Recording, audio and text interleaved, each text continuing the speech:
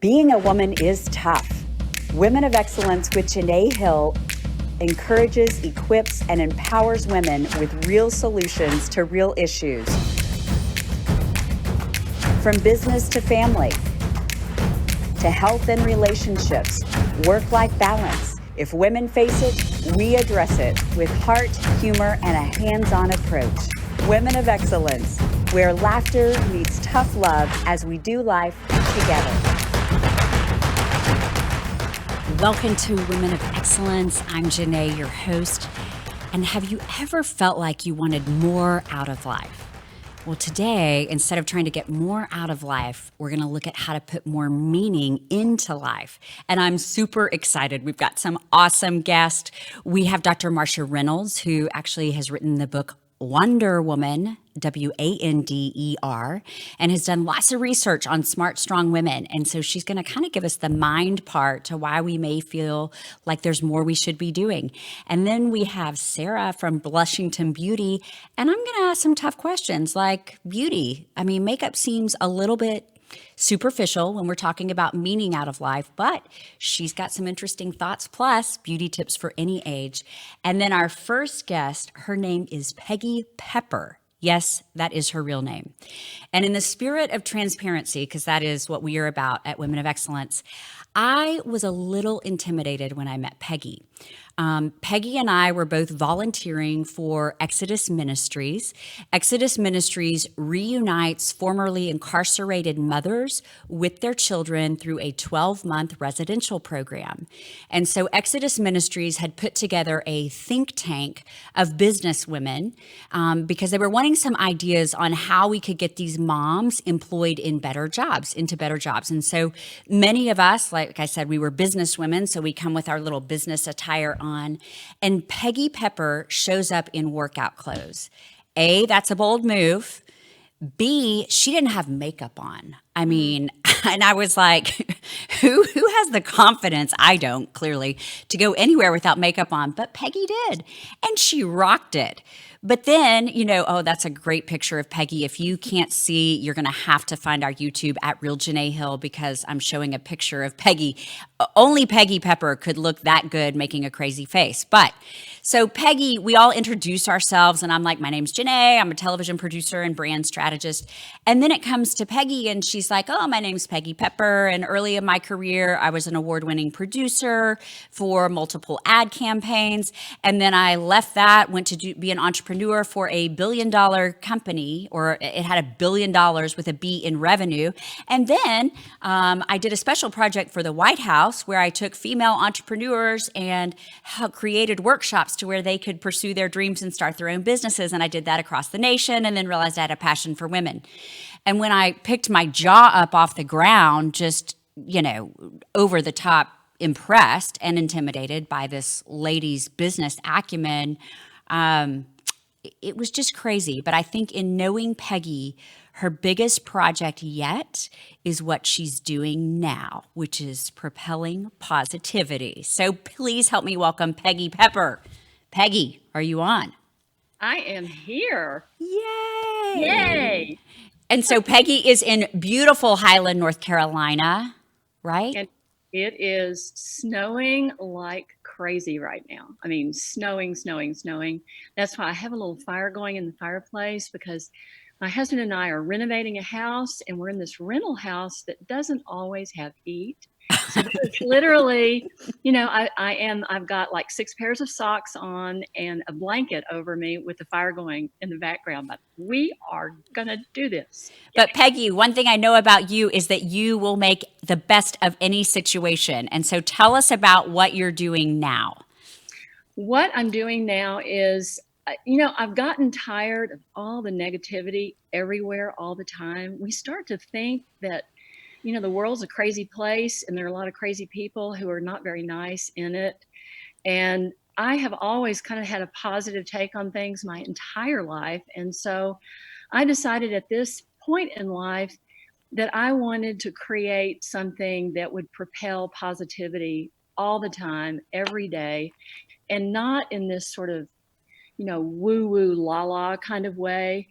But if we really believe that what we focus on expands then it's only smart to really think about how we can be positive in our thoughts, positive with our families, positive about our careers, and be actively positive out there in the world. So, right now, I'm on Facebook, I'm on Instagram, just as Peggy Pepper, but I am in the process of creating a platform similar to yours, Janeé, about how positivity really propels so many aspects of a life for people to jump on board and feel every day that there is something wonderful in their life to be positive about. So I'm in the works. I'm on the way to something new and hopefully as visionary as what you're doing.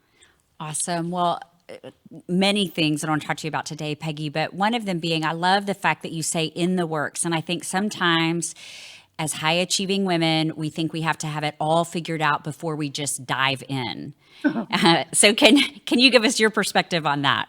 Oh my goodness. Well, there's a lot of value in looking really stupid and feeling stupid because people are much more willing to help you when they know you don't know what you're talking about. And people really do open up when they realize that you admire them, that, even in your case, in our case, sometimes I can be so intimidated by what someone has done. But really what I need to do is to investigate further and not let what they've done and how great they are at something intimidate me to the point where I shrink and then I don't get the best from me or the best from them. So, that in the works thing, I think I'm always in the works on something. I'm always on sort of the precipice of a new idea because I'm really propelled by curiosity about how people work. I'm fascinated, love people, how people are wired together, what their story is, and how we can share those stories with each other in a way that really, again, propels positivity for people. So I can't think of a time when I've not been, can I curse on this show? I mean, sure, I won't tell anyone. Okay. Well, I sort of live in a perpetual state of holy shitness. What have I done? And so anybody that knows me knows that I have this theory, and that is if you have stinky brown stuff going on in your life, well, if you know anything about gardening and you know anything about how stinky, nasty brown compost grows the best flowers, well, guess what? I am always in the process of trying to grow the best possible flowers. So we should embrace our stinky stuff is what I'm hearing you say. Well, totally. I mean, it is the things that we fail at, the things that we feel like that we're not good at are just the things that make us more discerning about what we actually do want to do and what we're actually capable of. And instead of always trying to fix ourselves, all this stuff about not being enough, I'm not smart enough, I'm not young enough, I'm not thin enough, I'm not rich enough, I'm not connected enough, all that stuff gets in our way of our divine calling in life. And I really believe that it's really smart to fail because at least it means that you're trying. And if you're out there knocking it out and you're out there, finding the stinky brown stuff in the path, then you're moving towards something. And good old Thomas Edison, the guy that did the light bulb, he had that thing about 10,000 tries. On 10,001, the light bulb was invented. Well, boy, that was a lot of stinky brown stuff for him for a lot of years and a lot of naysayers. And so, we just have to go with our gut and know that it's not all going to be easy, period. And if you're wondering if you're ever too old to create, Peggy Pepper is very young. Peggy, how young are you? Oh, I'm pushing 70. And I'm pushing. I mean, I'm pushing because, now I'm more urgent about things, which is almost impossible to believe. But my time has become a whole lot more valuable because I have lived more years than I'm going to live. And I've got to make the most of it. I mean, I am out there determined that this world we live in is going to be a more positive place because we're all in this together and we all love each other and want the best for one another. So, oh my gosh, I love that. I love that. That was a post of mine. Well, we So love thank you you and for we posting love that. your post. And thank you for what you're doing to remind us that it is never too late to be the person you were destined to be. So, Peggy, thank you for joining us today. Okay, And if thank you you. noticed how great Peggy looked, um, we're going to be talking about a little bit of looks when we come back because we've got Sarah from Blushington Beauty. Stay with us. If you like what you're hearing, please share this with a friend. And follow me at Real Janeé Hill on Instagram, Facebook, Twitter, and YouTube. Please help me welcome Sarah from Blushington Beauty. Sarah, welcome. Hi, nice to meet everyone. So we just came from hearing about positivity, and today we're talking about meaning, and then all of a sudden we go to beauty. Yeah. And some people would say that hair and makeup is a little superficial. What are your thoughts on that? I think it can be, but overall it's just a myth. I think great hair and makeup radiate you, catapult your confidence, and help you to feel empowered, whether it's at work, whether you're playing, whether you're on a date. It just makes you feel good. So if it makes you feel good, I think you should do it. Not everyone has to wear makeup or do their hair, but I think it really helps a lot. Well, and I will say, spirit of transparency, that there are some times that I maybe have stuff going on the inside, and I think I'm going to fix it by just caking it on the outside. Yeah. And that's probably not a very good philosophy. No. I think it's just an accessory to what we do, and it helps a little bit, but it's not gonna, get an A on a test or help you get that promotion. You still got to put in the work. But Oh it'll my goodness, help. wait. I didn't mean to cut you off, but I Yeah. suddenly am seeing a picture of me with my son. And I look like I'm about Peggy's age, but I have on very dark eye makeup. This would probably be example of one of those days I was maybe feeling bad on the inside, so I just kept taking it on. But you guys at Blushington, so that's blushington.com, your philosophy, and it's a hair and makeup bar. Yeah. And so when I think of a hair and makeup bar, I think of like Big Texas hair or yeah. really dark makeup, but that's really not Blushington's philosophy. Yeah, we definitely have a less is more approach. It's modern, it's approachable aesthetic. We want to bring out your most beautiful features. There's a picture from Yes. someone who went to Blushington. Yeah, that's one of our artists' work, one of our brand owners, Tata Harper. I love big lashes and full coverage foundation, but it doesn't have to be overpowering or overstepped what your mission is. So I think it can be powerful yet understated as well, and modern, a modern take to makeup. Well, and as you mentioned, kind of modern, what would you say? So I am sort of middle-aged. I'm not going to say my exact age, but I think often as we age, we think that we need even more to cover up Yeah. spots. Can you kind of talk to that? I think less is definitely more. I opt for more hydrating cream products to illuminate the skin, to make it look real life and glowy. Youthful skin is usually glowy, dewy, so less is definitely more on that, but we can still achieve full coverage, flawless skin at the same time. It's just about choosing the right products for your skin and your needs. Not everyone needs that. So I'm going to put you on the spot. We're going to Yeah. play a little game. Okay. So we already saw one photo of me, but I've got another photo of me, and I just want you to give me your true opinion. Do we have that photo, Ziggy?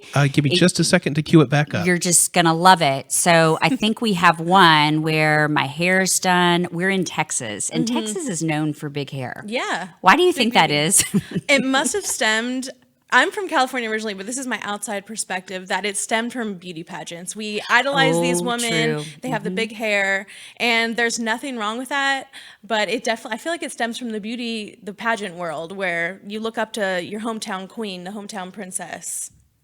Yes, the more hairspray, the more makeup, the better. Okay, there's a picture of me. So if you're just listening and you can't see this, I've got my hair done. This is just, normal office day makeup. Tell me what you think there, Sarah. I think overall it looks really good. You work in a profession where makeup is encouraged and hair is definitely encouraged. So I want to commend you for definitely going for it. Go huge or go home. Yeah. As far as blush, I think the color pairs well with your lips. I would tone it down a little bit and add a glow, but I'm a big blush person too. I love bronzer, especially on my clients to give life, but I think it's good, especially for your career. You have to wear makeup for your career for the most part, so I love that. So Flushington, again, hair and makeup bar, and I think that that's like a luxury that people would only do before black tie events. Right. But having been in corporate America, I know how important it is to look and feel spot on when you are going to a big meeting or an interview. So, I mean, you guys see all kinds of people coming in, right? Yeah, I think you'd really be shocked by our clientele. My day-to-day women are working mothers. They come in before work. They just want to look polished. You're in and out in 30 minutes. So it's a really express service where you're completely ready for either an on-air performance or camera work, or you're a real estate agent and just need to look polished for a presentation. So it's really anybody. And then we have, date night makeup and special occasion makeup, but it's really for every day. That's very cool. Well, can you give us, before you go, 2 tips that you think would be beneficial? I think the number one tip I have for makeup application is to prep your skin. We really love exfoliation at Blushington. We have a 2-minute exfoliation mask by our favorite dermatologist, Dr. Schultz, and he believes that glycolic acid exfoliates the skin, and we believe that's the best primer for foundation. When your skin is clean and smooth, it looks the best. And my second tip, as far as makeup goes, is to add an illuminator into your foundation or on top of your foundation to give you a healthy, beautiful glow. Whether you're oily or dry, it's always good to have a glow to your skin.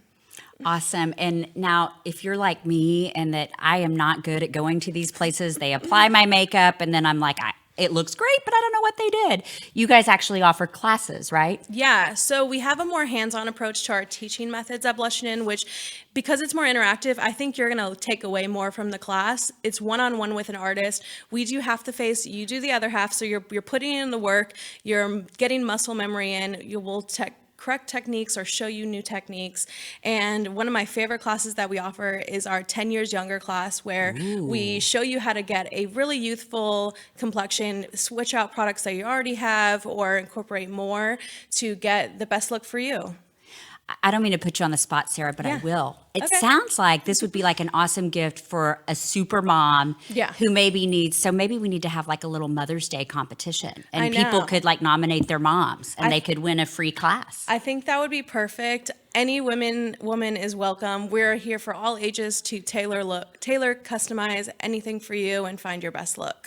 Awesome. Check out blushington.com. Stay with us. When we come back, Dr. Marsha Cross is the one who has been researching smart, strong women. She's going to tell us what she found and what we can do about it. We'll be right back. Do you have a place where you can go and be yourself, gain insight, support others, be challenged, and leave feeling better than when you came? To see if Women of Excellence is a good fit for you, email me at info@janeehill.com. Women of Excellence, where laughter meets tough love as we do life together.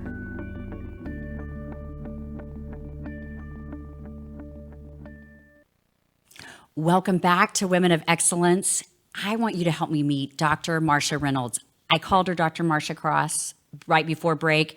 And I think because in my mind, she is as powerful as Marsha Cross, who was, but she really is a phenomenal woman. She's done a lot of research on what she calls high achieving women, which is a term I use.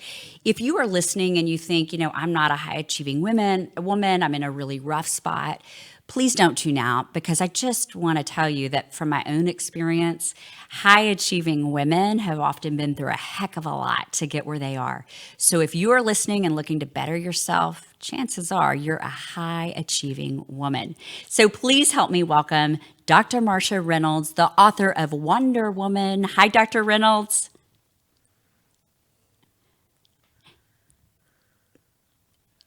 Do we have audio with Dr. Reynolds or? Dr. Reynolds, if you could just... Hey. There she is. Okay. There's Dr. Reynolds. Dr. Reynolds, how did you come to researching the high achieving women?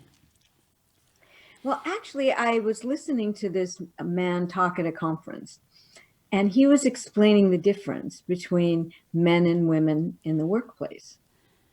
And everything he said, I thought, oh, well, that's so old and it's so wrong.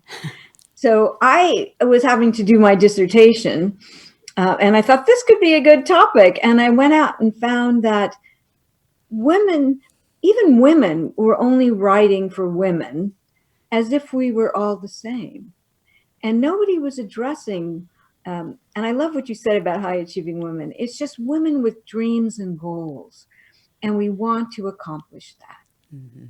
Nobody was really addressing smart, strong women in the workplace. So I said, there it is. There's my research. And what were some of those common themes that you found in these smart, strong women? Well, the one that really stood out to me was the constant restlessness. I've achieved something. Okay, so there must be something more for me to do. So even when we write a book or accomplish something, it's like as soon as that it's not even warm, we're off into something else. There must be something else I can do. There must be something greater. So I think that was the main thing, the restlessness. And I don't know if that goes away. It's like we have to be content with our discontent, that there's always something more that we can do. And so how do you discern between there's something more we can do or maybe there's a void we're trying to fill? Because for me, sometimes I know that I'm just keeping myself busy for a specific, maybe to avoid something. But then there are other times that I feel something still in my heart. And what do I need to do with that? So how do you discern between the two? Well, I think, Janeé, you just said it, that if I really know what I'm called to do, what's in my heart, there's a whole chapter in the book on having a sense of purpose. So I don't have to know what my life purpose is, but what gives me a sense of purpose, that I feel fulfilled when I'm working on it, not just when it's done, that I know that this is something significant and important.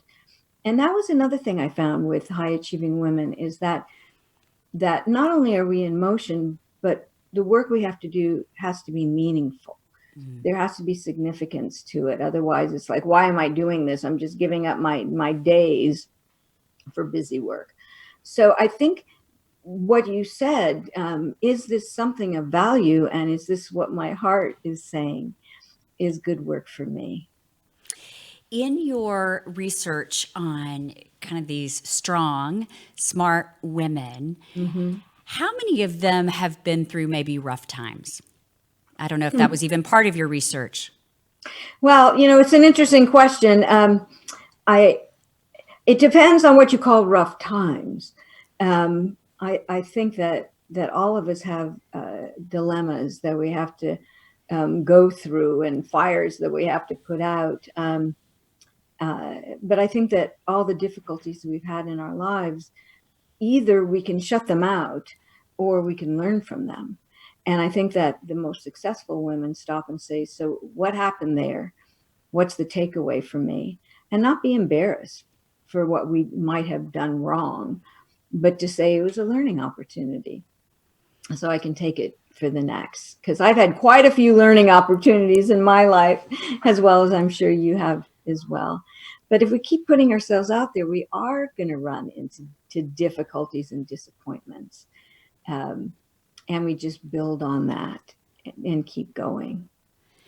One of the things we talk about in Women of Excellence is allowing ourselves to get comfortably uncomfortable.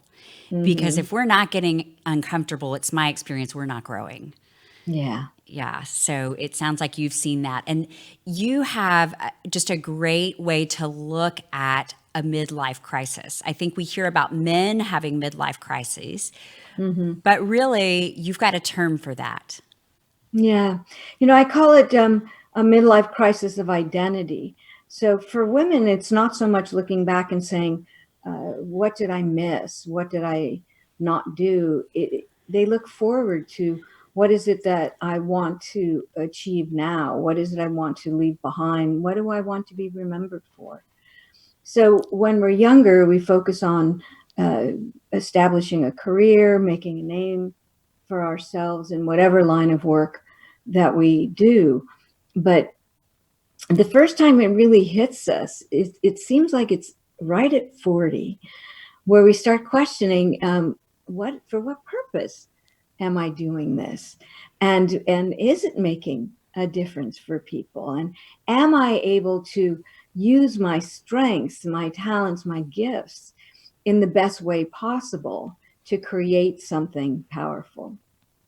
So it starts to shift in our 40s. And then as we get into our 50s and 60s, we even start looking at legacy.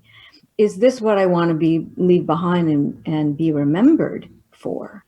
So it's that question of who I am as well as what I do, where prior to that, it was more about my achievements, the work that I do. And all of a sudden we're looking at, do people really know who I am? Do I know who I am? And does my work really reflect the person that I am at my best? So that's an interesting shift women start making.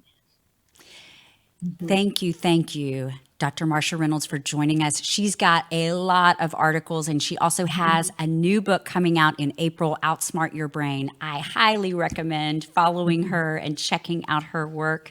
There's her contact information. She's Marsha Reynolds, and then she's on Facebook, Wonder Woman Book. So we are so grateful for all of our guests today. So Sarah from Blushington, Peggy Pepper, and Dr. Reynolds. And I'd love to leave you with this thought and kind of piggybacking off of what Dr. Reynolds said. So if we want to really get more meaning out of life, it's how do we do the things in life that matter? And so the legacy that we leave is the legacy that we live. What are you going to do today to live your legacy?